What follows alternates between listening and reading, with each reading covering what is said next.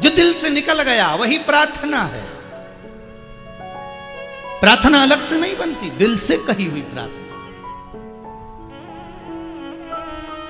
दुनिया को प्रसन्न करने के लिए अगर आप गाओगे तो वो राग है, दुनिया को प्रसन्न करने के लिए अगर कुछ कहोगे तो वो राग है, दुनिया को प्रसन्न करने के लिए कहोगे तो वो राग है, और भगवान को प्रसन्न करने के लिए अगर कुछ कहोगे तो वो अनुराग है। आप परमात्मा के लिए गा रहे हो, परमात्मा के लिए स्मरण कर रहे हो, परमात्मा के लिए आप जो कुछ बनाओ वो परमात्मा के लिए।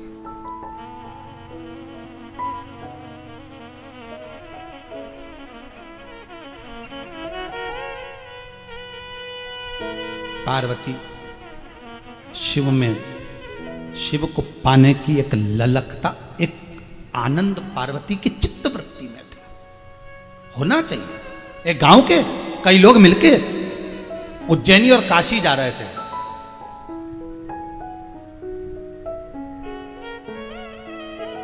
उज्जैनी और काशी, तो उन्होंने कहा पहले कहां चलते, तो कहा पहले उज्जैनी चलते हैं। उसी नगर के लोग अच्छी गाड़ी वाड़ी तैयार कर ली और उज्जैनी जाने लगे, काशी जाने लगे। तो वहां पर एक गरीब व्यक्ति रहता था, बहुत गरीब, बड़ा बेचारा, बहुत गरीब। अब इसका मन हुआ कि भैया देखो तुम्हारा साथ मिल जाएगा तो हमको भी ले चलो, हम भी चले उज्जैनी काशी। तो उन्होंने कहा गाड़ी में जगह नहीं है, हम नहीं ले जा सकते, हमारी बैलगाड़ी में तो इतनी जगह ही नहीं है। तो वो उसने सोचा बैलगाड़ी में जगह नहीं, हम कैसे उज्जैनी जाएं, कैसे काशी जाएं, कैसे महाकाल का दर्शन, कैसे विश्वनाथ का दर्शन करें। तो उसने कहा एक काम करो, तुम गाड़ी से चलो, हम पैदल चलते। और वो व्यक्ति अपना थोड़ा सा सामान लेकर, एक आध जोड़ कपड़ा मपड़ा लेकर चल दिया, और भगवान शंकर का भगत था, शिव का स्मरण करता करता चल दिया। मन में वही भगवान शिव की भक्ति लिए, बोल बम बोल बम बोल बम बोल बम बोल बम बोल बम चला।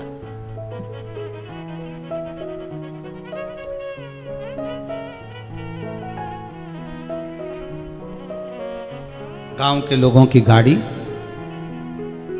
गांव के लोगों की गाड़ी, जितने लोग गाड़ी में बैठकर गए थे उनकी गाड़ी पहुंच गई उज्जैनी। और जैसे ही उज्जैनी पहुंची, रुके।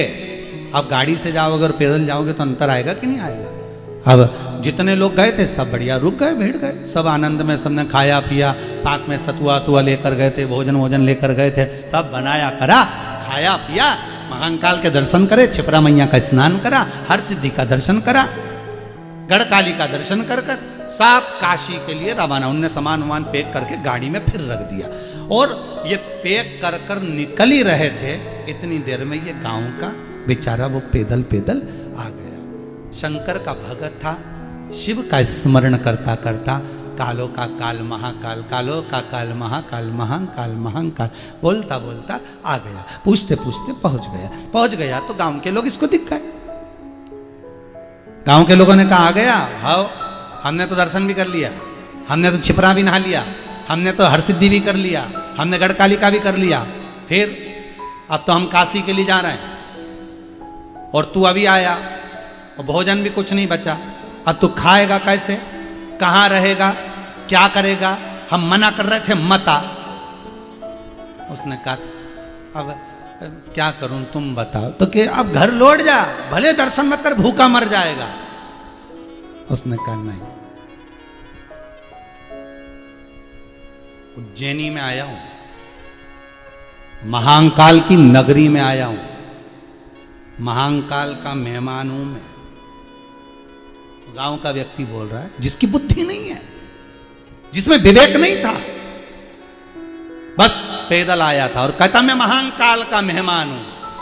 अब भोजन देगा तो महाकाल देगा, और रुकने की व्यवस्था देगा तो महाकाल देगा। अब तो मैं आ गया, अब तुम चलो काशी, फिर काशी में मेहमानी करेंगे विश्वनाथ की, तुम चलो। इनने गाड़ी वाड़ी तैयार करी और ये चल दिए। अब ये गया और दर्शन वगैरह करके आनंद से, और भूख बहुत लग रही थी, महाकाल का दर्शन करा, छिपरा का स्नान करा, सब दूर घूम घुमा कर एक जगह पर बैठ गया और शिखर देखता रहा। महाकाल का शिखर देखते देखते, बाबा बड़ा भूख लग रही है, बाबा बड़ी भूख लग रही है। मन में सोचता सोचता सो गया। छिपरा, ये अब तो महाकाल मंदिर से छिपरा जी दूर हो गई।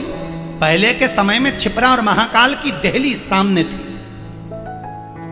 महाकाल के ठीक पीछे की ओर से महारानी छिपरा निकल के जाती। अगर पुराना उज्जैनी का इतिहास देखोगे तो उसमें मिल जाएगा। सो गया, भूखा है। पट बंद हो गए महाकाल राजा के, पट बंद। पंडा जी ने दरवाजा लगाया, जाकर सो गए। रात को मेरा महाकाल पंडा जी के सपने में जाकर बोला, मेरा मेहमान आया है, ओटले पर घाट पर सो रहा है और तू अंदर सो रहा है। मेहमान अंदर होना चाहिए, तुम बाहर होना चाहिए, और मेहमान घाट पर सो रहा है। छिपरा के उठो, और मेहमान भूखा है, उसको भोजन कराओ। पंडा एकदम उठा, उठते जी कौन आया था? पत्नी ने पूछा क्या हो गया, कहाँ जा रहे हो? अरे शंकर जी आके बोले, महाकाल राजा आके बोले कि मेहमान आया शंकर जी का। शंकर जी का मेहमान? तो इनके रिश्तेदार यहाँ कहाँ से आ गए? अपने होंगे? नहीं, शिव के हैं, मेहमान है। कोई सो रहा है घाट पर, मेरे को जाना होगा। पंडा दौड़ कर गया और जाकर देखा तो एक व्यक्ति सोया हुआ था। उसको उठाकर पूछा, क्यों तुम मेहमान हो? उसने कहा तुम्हारे तो नहीं है। वो सोता हुआ व्यक्ति बोला, हम तुम्हारे मेहमान तो नहीं, तुम महाकाल के मेहमान हो? उसने कहा हाँ, मैंने तो ऐसी हंसी हंसी में कह दिया था, बहुत भूखा था ना, तो मेरे गांव के लोग कह रहे थे यहाँ भूखा मरेगा, चले जा वापिस। तो मैंने हंसी में कह दिया था मैं तो महाकाल की नगरी में आया हूं, तो इस कालों के काल महाकाल का मैं मेहमान हूं। भोजन देगा तो वो, रखेगा तो वो। अच्छा चलो उठो उठो, तुम महाकाल के मेहमान हो, तो क्या आपको किसने भेजा? महाकाल आए थे सपने में, बोल के गए मेरा मेहमान भूखा है। भूखे हो? बहुत भूख लग रही, 6 दिन से कुछ नहीं खाया। चलो, महाकाल मंदिर के अंदर लेकर गया, टिक्कड़ सेकी हुई रखी हुई थी, शंकर जी का प्रसाद थोड़ा सा रखा था, ले खाओ। पत्तल लगाई, खाने बिठा, पेट भर कर खाया। पंडा जी बोले मेरे घर चल चलो, मेहमान हो तुम महाकाल के, वहीं सोना। नहीं नहीं, मैं महाकाल का मेहमान हूं तो तुम्हारे घर में काय को जाऊं, मैं तो महाकाल के दरवाजे पे सोऊंगा। सो गया। मैं तुम्हें कुछ ओढ़ने का ला कर देता हूं, मैं ओढ़ने का बिछाने नहीं, बिछाने का मेरे पास है, ओढ़ने का भी है। और वो सो गया। आप जाओ पंडा जी, आप सो, आप जाओ आराम करो पंडा जी, मैं महाकाल का मेहमान। सो गया। पंडा जी चले गए। छिपरा के घाट पर सोया था, मंदिर इधर। आधी रात को महाकाल राजा संत का रूप रखकर पहुंच गए। उसको स्वप्न में जाकर बोले मेरे पंडा में तो अक्ल ही ना रही, बताओ तुझे पेट भर के भोजन कराया कि ना कराया? बहुत बढ़िया भोजन कराया प्रभु, ऐसा जोरदार चूरमा है ना पंडा उज्जैन का, जोरदार खिलाया कि नहीं खिलाया? अरे बात चकाचक खिलाया। भोजन अच्छा बना था, बहुत बढ़िया। सो जाओ। प्रभु सो ही रहा था। आप क्यों आए? तो संत बोलता है मैं इसलिए आया हूं, महाकाल बाबा ने कहा कि पंडा जी ने तेरे को भोजन तो करा दिया, पर शंकर जी की जो प्रसादी थी ठंडाई, वो तुझे पिलाना भूल गया था, इसलिए मैं लोटा भर के ठंडाई लाया हूं, ये रखी है, तो सवेरे पी लेना। ये सब बात सपने में हो रही है। और वो संत भी चले गए। ये सवेरे सवेरे आंख खुली, उजाला हुआ। उजाला होते से इसने देखा तो सिराने पर चांदी का लोटा जिस पे लिखा था जय महाकाल। चांदी का लोटा जिस पे लिखा था जय महाकाल, वो लोटा इसके सिराने था और उसमें ठंडाई भरी हुई थी। डकार गया, पी गया, लोटा धोया, छिपरा जी में बैठ गया। पूरे मंदिर में सवेरे शंकर जी का अभिषेक की तैयारी हो रही है। सवेरे बाबा का अभिषेक की तैयारी, ब्रह्म मुहूर्त में बाबा को भस्म चढ़ना है, अभिषेक की तैयारी। भस्म आकर तैयार थी पर चांदी का लोटा गायब था।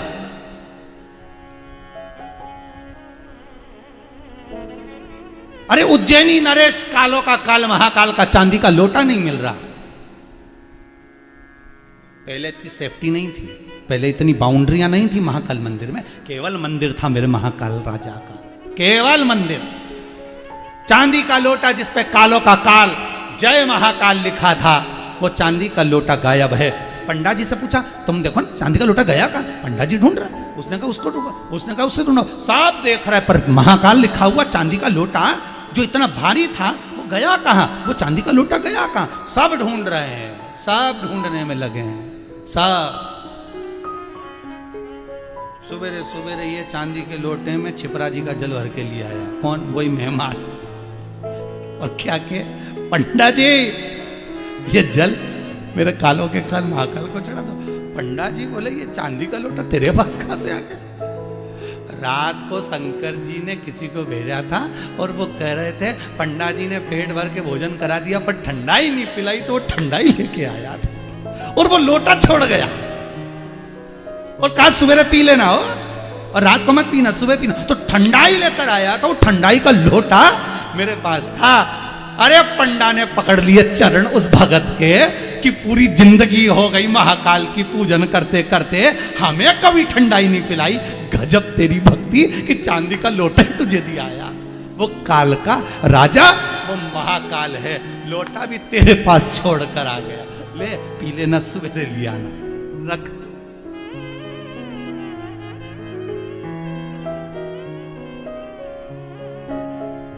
पंडा की आंख में से आंसू बह रहे।